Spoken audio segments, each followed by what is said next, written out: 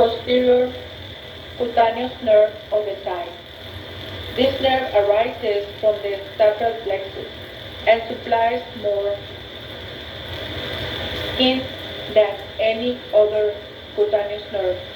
The posterior cutaneous nerve of the thigh leaves the pelvis with the inferior gluteal nerve and vessel and the sciatic nerve. It passes throughout the greater sciatic foramen inferior to the piriformis and descends deep to the gluteus maximus. Its fibers from posterior division of S1 and S2 supply the skin of the inferior part of the buttock. Those from the anterior division supply the skin of the perineum. Other branches continue inferiorly when they supply the skin of the posterior thigh and proximal part of the leg. Unlikely most nerves bearing the same cutaneous, the main part of this nerve lies deep to the deep fascia, with only its terminal branches penetrating to the subcutaneous tissue for distribution to the skin. The superior gluteal nerve, this nerve arises from a posterior division of the ventral rami of L4 through S1. It leaves the pelvis throughout the greater sciatic foramen superior to the piriformis and runs laterally between the gluteus medius and minimus, with the deep branch of the superior gluteal artery. This superior gluteal nerve divides into a superior branch that supplies the gluteus medius and an inferior branch that passes between the gluteus medius and minimus to supply both of these muscles and the tensor of the fascia lata. Take a look in your atlas the relationship of sciatic nerve to the piriformis. Right. The gluteal arteries arise directly or indirectly from the internal iliac arteries, but the patterns of origin of the arteries are variable. The major gluteal branches of the internal iliac arteries are as follows: the superior gluteal artery, the inferior gluteal artery, the internal pudendal artery. The superior gluteal artery, the largest branch of the internal iliac artery, passes posteriorly between the lumbosacral trunk and the first sacral nerve. The superior gluteal artery leaves the pelvis throughout the greater sciatic foramen superior to the piriformis and divides immediately into the superficial and deep branches. The superficial branch supplies the gluteus maximus and skin over the proximal attachment of this muscle. The deep branch supplies the gluteus medius, gluteus minimus, and tensor of fascia lata. The superior gluteal artery anastomosis with the inferior gluteal and medial circumflex femoral artery. The inferior gluteal artery. This vessel arises from the internal iliac artery and passes posteriorly throughout the parietal pelvic fascia between the first and second and third sacral nerves. The inferior gluteal artery leaves the pelvis throughout the greater sciatic foramen inferior to the piriformis. It enters the gluteal region deep to the gluteus maximus and descends medial to the sciatic nerve. The inferior gluteal artery supplies the gluteus maximus, the obturator internus, the quadratus femoris, and superior part of the hamstrings. It anastomoses with the superior gluteal artery and participates in the cruciate anastomosis of the thigh, involving the first perforating artery to the deep artery of the thigh and the medial and lateral circumflex femoral arteries. The internal pudendal artery. This vessel arises from the internal iliac artery and lies anterior to the inferior gluteal artery. It accompanies the pudendal nerve and enters the gluteal region throughout the greater sciatic foramen inferior to the piriformis. The internal pudendal artery leaves the gluteal region immediately by crossing the ischial spine and re-entering the pelvis throughout the lesser sciatic foramen. The artery passes to the perineum with the pudendal nerve and supplies the external genitalia and muscles in the pelvic region. It does not supply any structures in the gluteal region. The gluteal veins, tributaries of the internal iliac vein, drain blood from the gluteal region. The superior and inferior gluteal vein accompany the corresponding arteries throughout the greater sciatic foramen, superior and inferior to the piriformis respectively. They communicate with the tributaries of the femoral vein, thereby providing alternate routes for the return of blood from the lower limb if the femoral vein is occluded or has to be ligated. The internal pudendal vein accompanies the internal pudendal arteries and join to form a single vein that enters the internal iliac vein. These veins drain blood from the external genitalia or pudendum. The lymphatic drainage of the gluteal region and thigh, the lymph from deep tissue of the buttocks follows the gluteal vessels to the superior and inferior gluteal lymph nodes, and from then to the internal, external, and common iliac lymph nodes, and from them to the lateral aortic lymph nodes. Lymph from the superficial tissues of gluteal region enters the superficial inguinal lymph nodes, which also receives lymph from the thigh. All the superficial inguinal nodes send efferent lymphatic vessels to the external iliac lymph nodes. The posterior thigh muscles.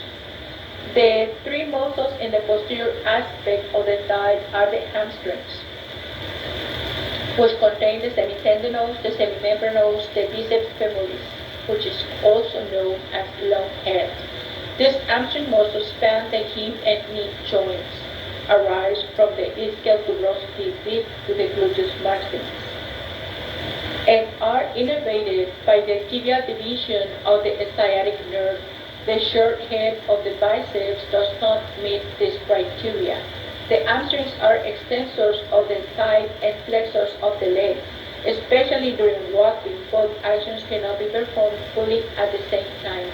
A fully flexed knee shortens the hamstring so they cannot contract and extend the thigh. Similarly, a fully extended hip shortens the hamstring so they cannot act on the knee. When the thighs and legs are fixed, the hamstring can help to extend the trunk. They are the active thigh extensors when maintaining the relaxed standing posture, which is also known as standing at ease. A person with paralyzed hamstrings tends to fall forward because the gluteus maximus muscle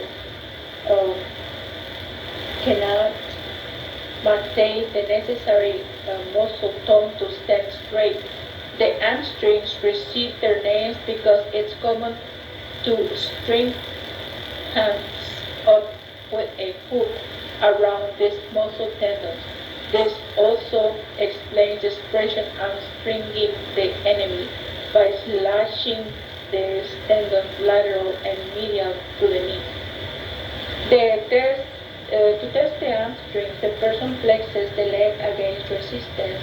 If acting normally, these muscles, especially their tendons on each side of the popliteal fossa, should be prominent as they bend the knee. The short head of the biceps femoris arises from the lateral lip of the lower third of the linea aspera and supracondylar ridge of the femur, whereas the hamstrings have a common nerve supply from the tibial division of the sciatic nerve. The short head of the biceps is innervated by the fibular division. The semitendinous, as its name indicates, this muscle is semitendinous. It has a fusiform belly and a long cord-like tendon that begins approximately 2/3 of the way down the thigh and attaches to the medial surface of the superior part of the tibia. Observe that it has a common proximal attachment to the ischial tuberosity with the semimembranous and the long head of the biceps femoris.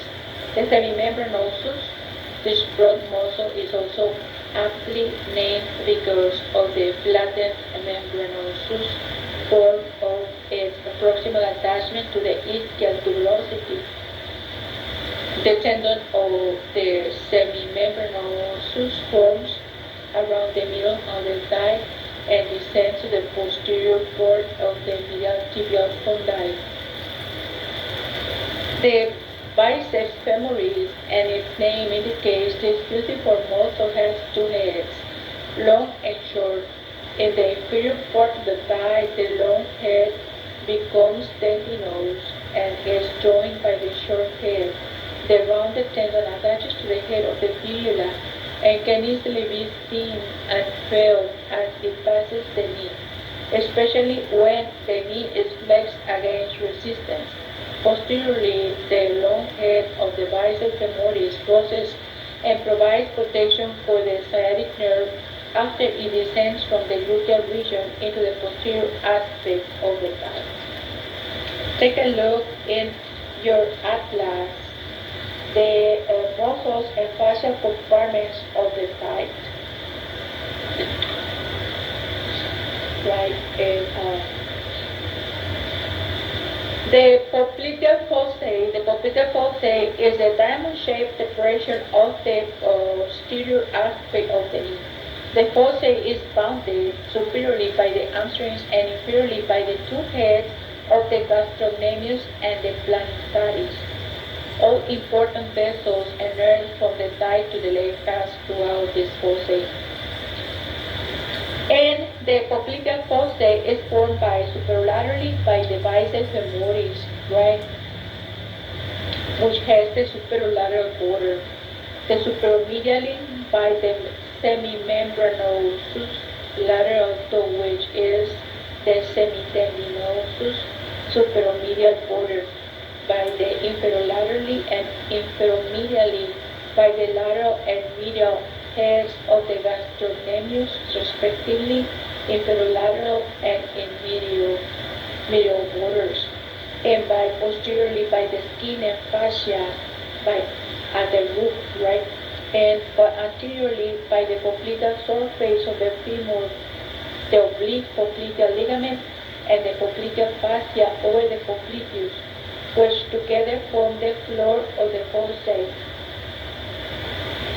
And the contents of the popliteal fossa are as follows: a small saphenous vein, the popliteal arteries and veins, the tibial and common fibular nerves, the posterior cutaneous nerve of thigh, and the popliteal lymph nodes and lymphatic vessels.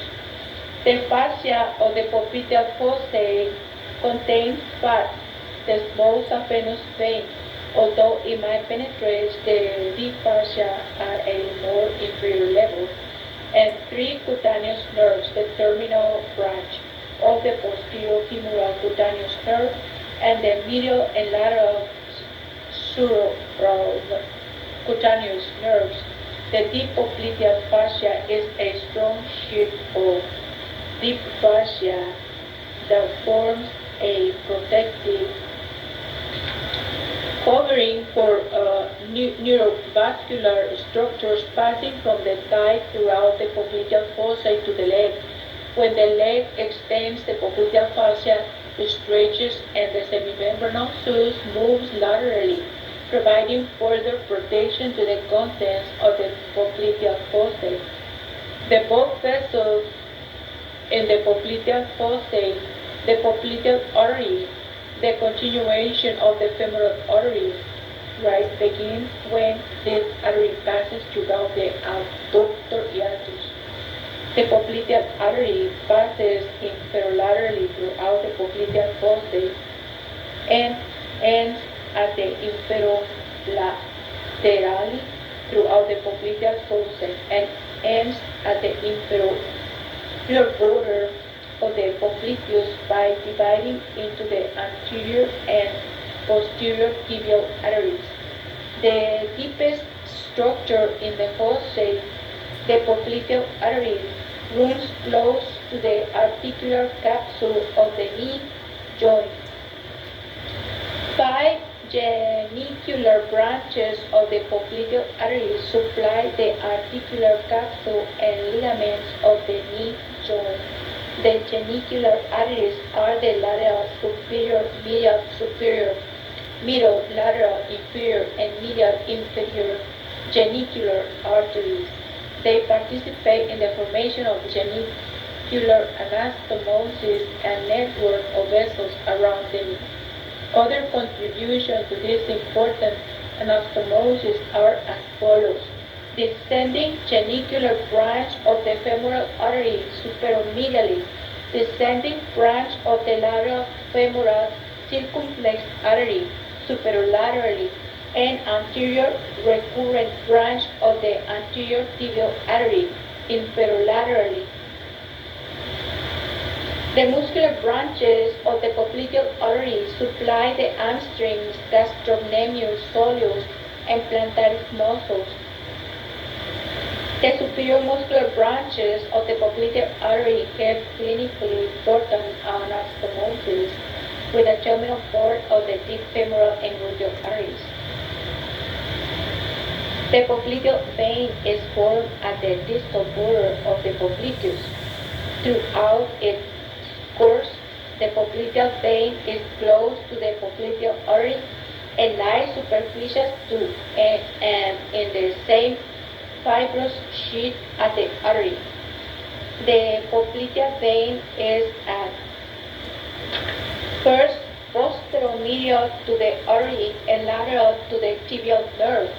More superiorly, the popliteal vein lies posterior to the artery, between the vessel and the overlying tibial nerve.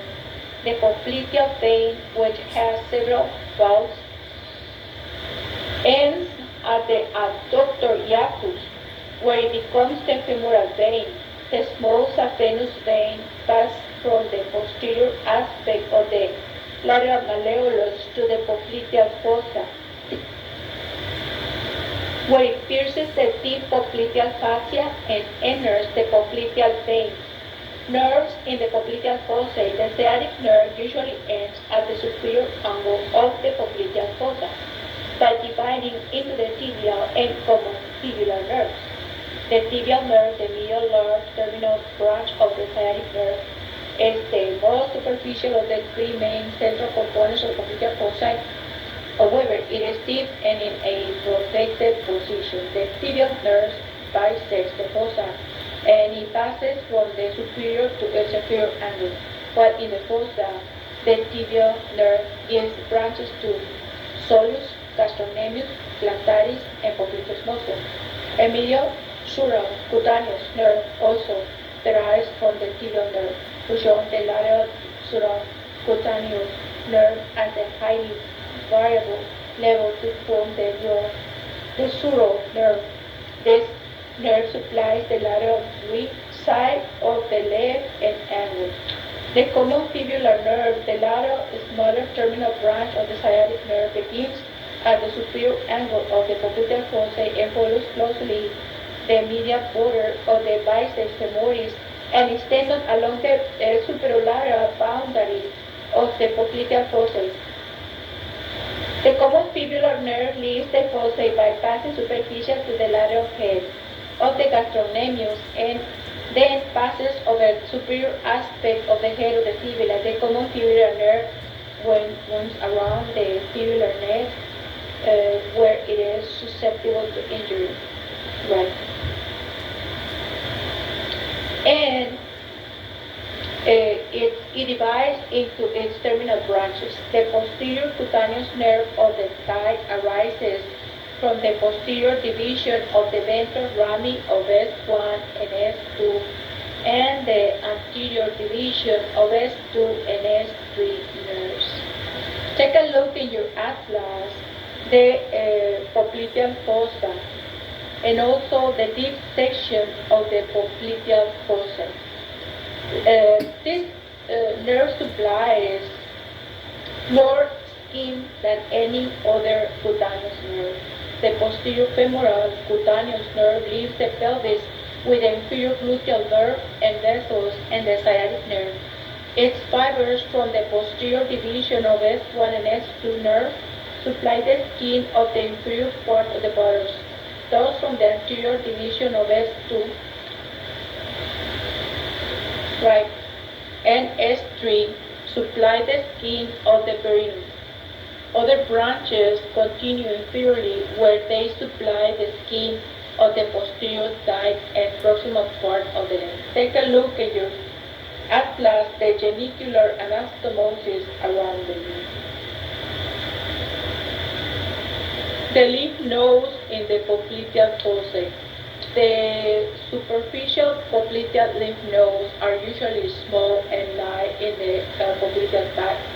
A lymph node lies at the termination of the small saphenous vein and receives lymph from the lymphatic vessel that accompany the vein. The deep popliteal lymph nodes receive lymph from the knee joint and the lymphatic vessels that accompany the arteries of the leg. The lymphatic vessels from the lymphatic lymph nodes follow the femoral vessels to the deep inguinal lymph nodes. We're going to be talking about the leg. We're going to say that the leg contains the tibia and fibula, bones that connect the knee and the ankle. The tibia, the weight-bearing bone, is the larger and stronger of the two bones. The tibia articulates with the femoral condyle superiorly and the talus inferiorly. The long, slender fibula does not bear weight, and its superior end plays no part in the knee joint. However, it aids in the formation of the ankle joint. The fibula lies posterolateral to the tibia, to which it is attached by the interosseous membrane. The fibula affords attachment for several muscles and provides stability to the ankle joint. The leg is divided into three fascial compartments: the anterior, lateral, and posterior. By the anterior and posterior intermuscular septa and the interosseous membrane. The anterior septum separates the anterior and lateral leg muscles, and the posterior septum separates the lateral and posterior muscles, though each group has its own compartment. Take a look in your atlas, the transverse section of the leg at the mid-calf level, right? The anterior muscle attachments, right?